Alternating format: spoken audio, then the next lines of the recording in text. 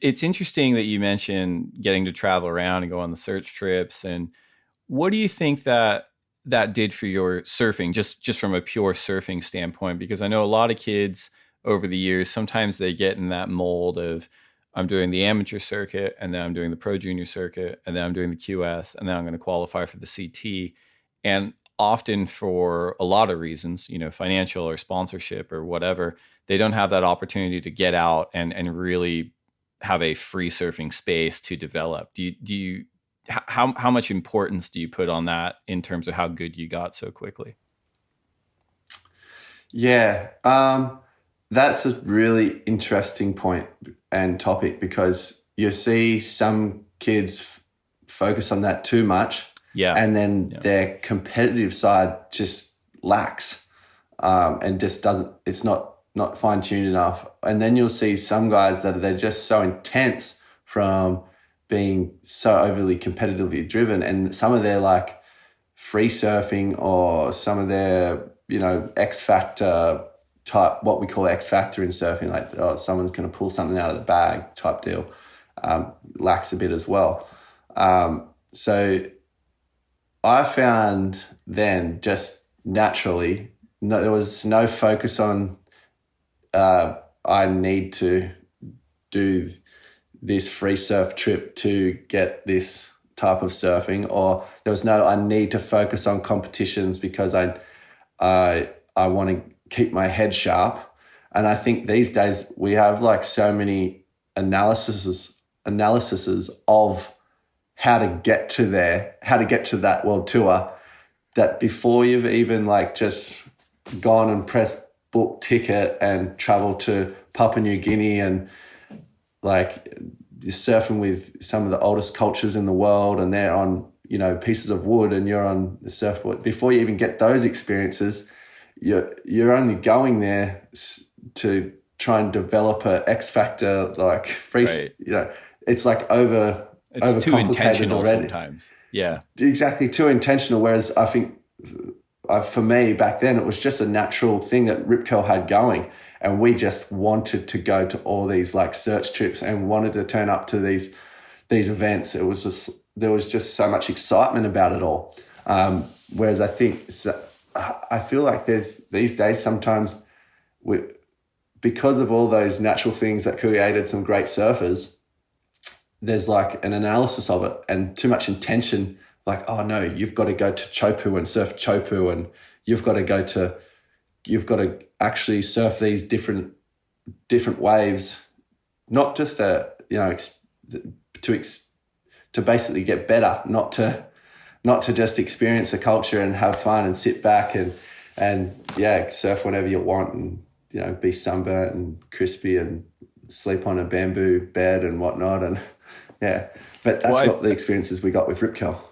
yeah, and I think you kind of hit the nail on the head there too, because you guys have been the success cases here, right? Where it's like you guys have developed into these, like, you have the X factors, you've got the free surfing game, you've got the competitive game, you can make video parts, you can win CTs, you can contend for world titles. And as you noted in the Nike conversation, you did so at a time when there was a lot of money and interest happening in the industry. So it set your generation up in a unique way. Whereas when you were coming up, you were probably looking at the generation before and just thinking like, wow, these guys are going to pay for me to go on a boat trip to Indo. Like, how great's that? And it wasn't, I need to go there to bag clips, or I need to go there to, whatever, like, and as you said, there wasn't as much Yeah. intention there. It was a lot more organic for you guys.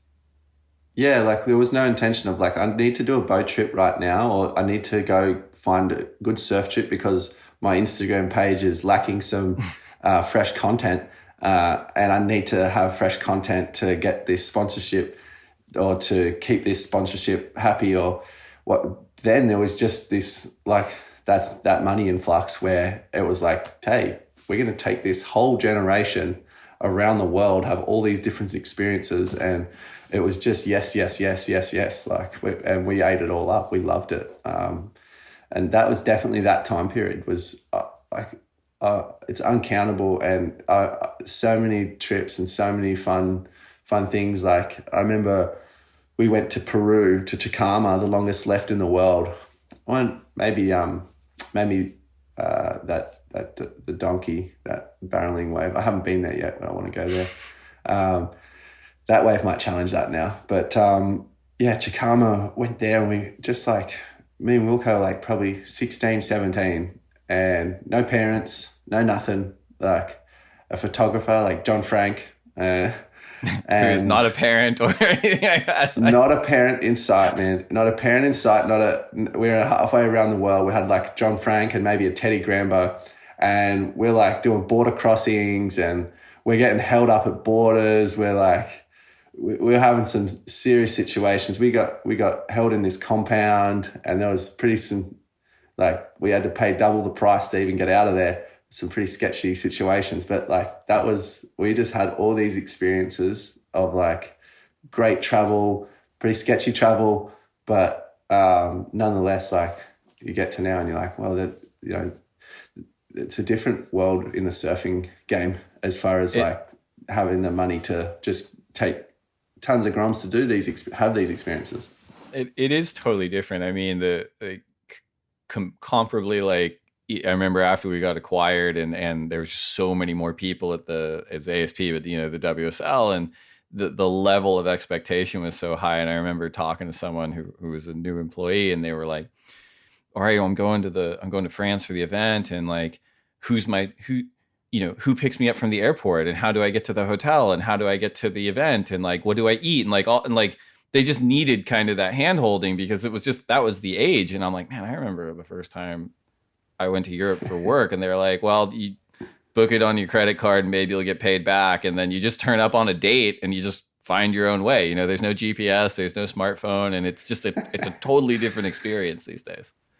Oh yeah, there's some of the comps that I went to back then. I remember going to, I think, France, and there was a super series, and I was 16 or 17, and I didn't have any way of getting down to Hossegor, and I was at the airport, and I was kind of like, oh geez, and I'd see someone else's surfboards, and I hitch a lift with like Phil Macker, and get down there, and then there was just those great times where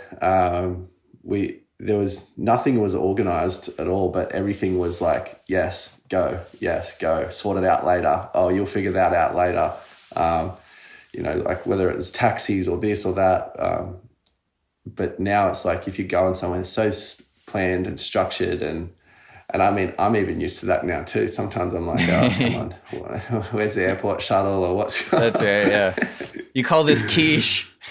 Yeah, what? Come on. That's been sitting there for 3 days. When am I going to eat that? Because back then it was like, I'm eating it. Gas station food.